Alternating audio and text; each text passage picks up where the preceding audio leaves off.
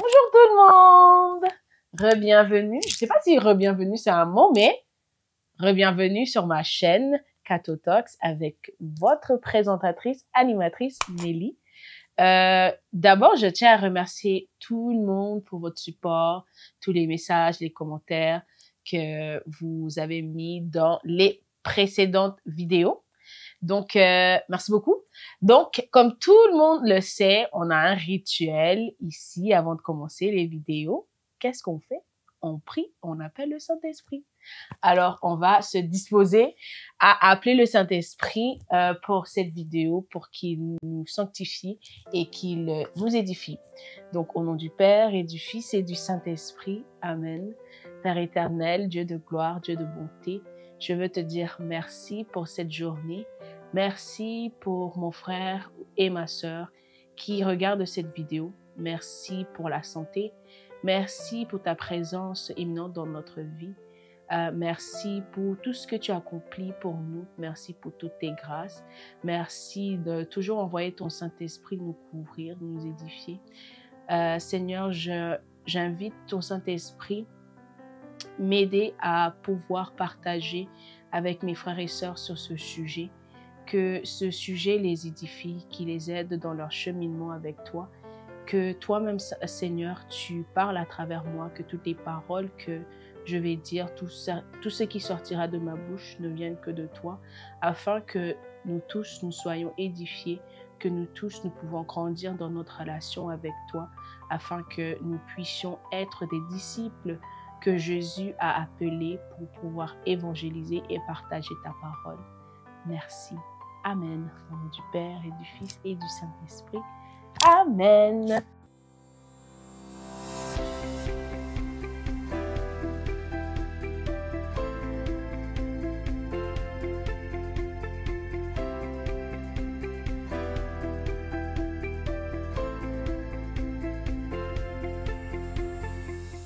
Donc aujourd'hui, je vais parler de l'Avent. On est dans le temps de l'Avent.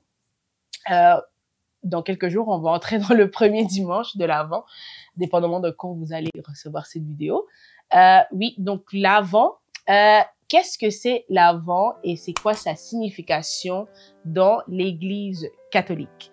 Donc l'Avent, on peut le comparer au temps du carême. C'est un temps de préparation. L'Avent, on se prépare pour la naissance de notre Messie, de notre Seigneur Jésus-Christ. Et pour cela, il y a du temps de préparation. Et on a il y a 4 semaines dans l'Avent. Donc, je dirais que 3 semaines de préparation. Et puis la semaine même, la semaine de Noël, dont on se prépare à la naissance de Jésus, qui est le 25 décembre. Je sais, il y a un peu de polémique sur la naissance de Jésus 25 décembre, mais on va pas parler de ça dans cette vidéo. Ouais, donc les 3 premières semaines, c'est un temps de préparation. Comme je l'ai dit, on le compare aussi au carême. Donc pendant le carême, on a un temps de méditation, un temps de recueillement, un temps où on passe plus de temps avec le Seigneur à prier et à méditer. Ça, c'est la même chose pendant l'Avent. Donc l'Avent, c'est un temps où on se prépare, comme je l'ai dit, à la naissance de Jésus. Donc, on prend le temps de méditer, de revoir notre vie. Et qu'est-ce que les catholiques font pendant ce temps? Beaucoup de catholiques vont à la confession, beaucoup, parce que ça nous donne le temps, comme je l'ai dit, on médite. Quand on médite, on revoit notre cheminement, on revoit les fois où on a heurté le Seigneur, où on a heurté nos prochains. Donc, on va demander pardon. C'est qui est que donc je veux dire le péché, c'est quelque chose qui nous, quand on commet un péché, quand on pêche, il y a comme un mur qui fait que se grandir avec le Seigneur. Donc imaginez comme des briques, on commet un péché, une brique, un autre péché, une brique, et au fur et à mesure qu'on commet des péchés, le mur il monte. Et quand on a un mur avec le Seigneur, on n'est pas capable de l'entendre, on n'est pas capable de le sentir. Ça nous éloigne un peu de lui. Alors que quand on va à la confession, c'est un temps où on demande pardon au Seigneur, le Seigneur nous pardonne et ce mur, il disparaît.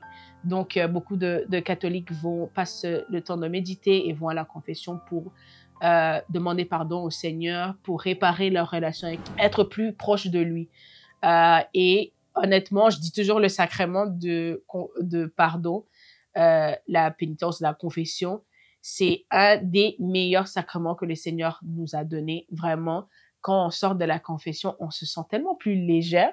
Je sais pas pour tout le monde, mais moi, c'est vrai que en allant d'avant, peut-être un peu stressé, tu te dis vraiment, c'est comme tu t'humilies, tu t'ouvres, genre tout le monde, tu invites quelqu'un dans ton jardin secret. Donc, en fait, c'est un peu quand tu t'en vas, au début, c'est un peu stressant. Mais quand tu sors, en fait, moi, personnellement, je me sens tellement légère. Genre, j'ai déposé tout. Je me suis comme déversée auprès de Jésus. J'ai ouvert tout je lui ai dit toutes les choses que j'ai pu faire pour le heurter, pour heurter mes prochains. Et quand je sors, je me sens tellement plus légère. Et je ressens vraiment que ouais, en fait, je ressens plus la présence du Seigneur. Ce mur, il a vraiment disparu. Ce mur, il est non existant. Je suis capable de toucher le Seigneur. Il est capable de me toucher. Je suis capable de l'entendre et tout. Donc, l'Avent, c'est aussi ce temps-là. Et l'Avent, on peut dire qu'il est divisé en deux parties. La première partie, c'est on se prépare pour la naissance de Jésus. Et la deuxième partie, c'est on se prépare pour le retour de Jésus. Donc, on sait tous que Jésus va revenir. Donc, l'Avent, c'est aussi ce temps-là. Donc, l'Église insiste beaucoup sur ces deux points, la naissance de Jésus et le retour de Jésus. Comme d'habitude, j'ai un peu mes notes pour ne pas me perdre. Et donc, Jésus nous a dit dans sa parole, on ne connaît ni le jour ni l'heure quand le Fils quand le Fils de Dieu va revenir. Donc, on doit toujours être en état de grâce, parce qu'on ne sait pas quand il va revenir, on ne sait pas. Donc, on veut toujours se préparer. Donc, c'est toujours rester assidu à la prière, toujours rester alerte. Donc, il y a ça. Dans chaque église, pendant l'Avent, il y a ce qu'on appelle la couronne de l'Avent. Et dans la couronne symbolise l'éternité. Et dans la couronne de l'Avent, il y a 4 bourgies. Et ces 4 bourgies sont allumées pour les 4 semaines de l'Avent. Et chaque bougie a une signification différente. Donc, il y a 3 bougies violettes et une bougie rose, vraiment comme rose léger. Elle n'est pas un rose foncé. Et il y a aussi beaucoup de familles qui font la même chose, qui ont cette couronne de l'Avent chez eux. Donc, comme je l'ai dit, c'est chaque semaine les 4 bougies représentent les 4 semaines. Donc, les mêmes gestes, il y a certaines familles, les mêmes gestes que l'Église fait pour ces 4 bougies, c'est les mêmes choses qu'ils font chez eux. Donc, la première bougie qu'on allume la première semaine ou le premier dimanche de l'Avent, c'est la bougie qu'on appelle la bougie des prophètes. Donc, c'est la bougie qui représente et honore, on appelle la bougie des prophètes, mais elle représente l'espérance et elle honore les prophètes qui ont prophétisé la naissance de Jésus, donc la venue de Jésus. Et on l'allume, comme je l'ai dit, le premier dimanche. La deuxième bougie violette, on l'appelle la bougie de Bethléem, comme le nom le dit. Et elle symbolise la paix. Et elle est allumée le deuxième dimanche. Et le troisième dimanche, c'est la bougie qu'on appelle la bougie rose du berger. Et comme dans le nom le dit, c'est la bougie, elle est rose. Et on l'allume le dimanche qu'on appelle le dimanche Gaudette, le troisième dimanche, connu comme le troisième dimanche de l'Avent. Et elle symbolise en fait la joie. On est vraiment proche de la naissance de Jésus. Donc, cette bougie, la symbolise vraiment la joie, la réjouissance, où on se prépare vraiment à la naissance de notre Christ, la naissance de notre Messie. Et donc, pour cela, on doit se mettre dans la joie, dans la fête et tout. Toujours en méditant aussi. Et la quatrième bougie, elle est la troisième bougie violette et qui est allumée la semaine, le dimanche de Noël. C'est la bougie, le quatrième dimanche, c'est la bougie qui représente l'amour. Jésus est amour, donc c'est forcément normal qu'on nomme la bougie l'amour. Donc, c'est à peu près ça, les 4 bougies que vous allez voir qu'on allume chaque fois à l'église pendant le temps de l'Avent. J'aimerais aussi toucher sur le point de comment vraiment vivre ce temps de l'Avent en tant qu'un catholique, jeune catholique, quelqu'un qui est nouveau dans la foi. Je vais un peu vous challenger à voir comme... Imaginez, comme je l'ai dit, il y a 2 parties. Il y a la partie où on se prépare pour la naissance et il y a la partie où on se prépare pour le retour de Jésus. Imaginez-vous que le 25 décembre, c'est le jour où on va mourir. Et ma question, c'est, serais-tu prête pour cela? Serais-tu prête de rencontrer le Seigneur face à face le 25 décembre? C'est pour ça que je dis, c'est le jour où on va mourir. C'est-à-dire, est-ce que tu penses que tu es comme tu es dans ton état, tu es prête à faire face au Seigneur dans ta personne présentement? Donc, j'invite tout le monde à comme... C'est vraiment la question que je veux vous challenger pendant ce temps de l'Avent. Comme je l'ai dit, c'est l'Avent, c'est ce temps-là où on se prépare pour le retour de Jésus aussi. Donc, cette question, peut-être, elle est lourde en termes de que, imagine que le 25, c'est la chance de ta mort. Mais, si tu le vois comme ça, genre, comment est-ce que tu penses le vivre, ce temps de l'Avent? Donc, comme je l'ai dit, c'est comment vivrez-vous ce temps de l'Avent si le 25 décembre est le jour où tu te lèveras de la mort? Le jour où tu seras face à face avec Jésus.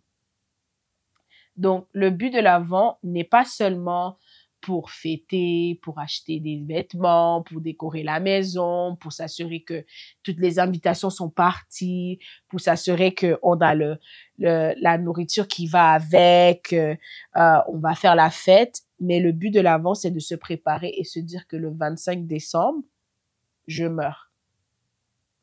Si je meurs le 25 décembre, est-ce que je suis en mesure de faire face au Seigneur?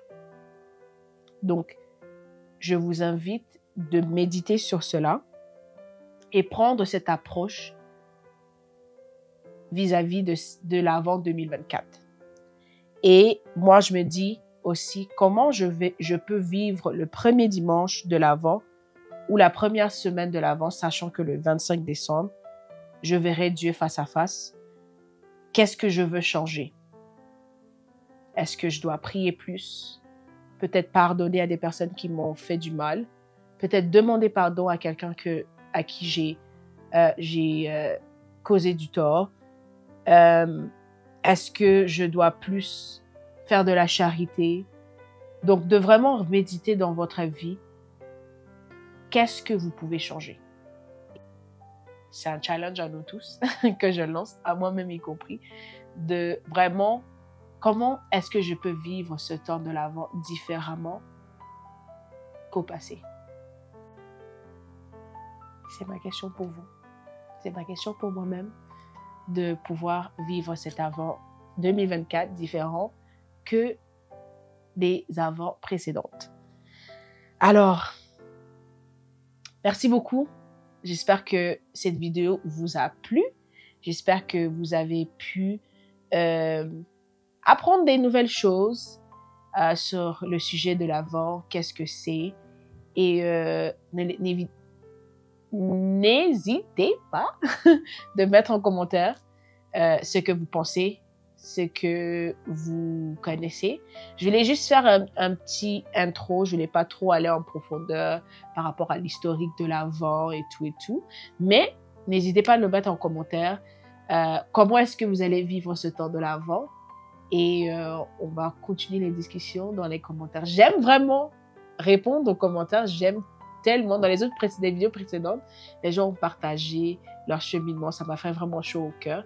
Donc, n'hésitez pas de commenter, liker, abonner, partager à max.